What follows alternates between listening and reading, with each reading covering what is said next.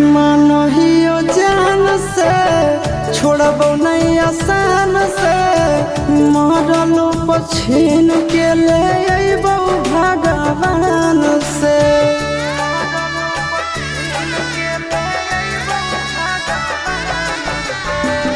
मानहियो जान से छोड़बो नहीं आसान से मरलो पछीन के ले अइबो भगवान से।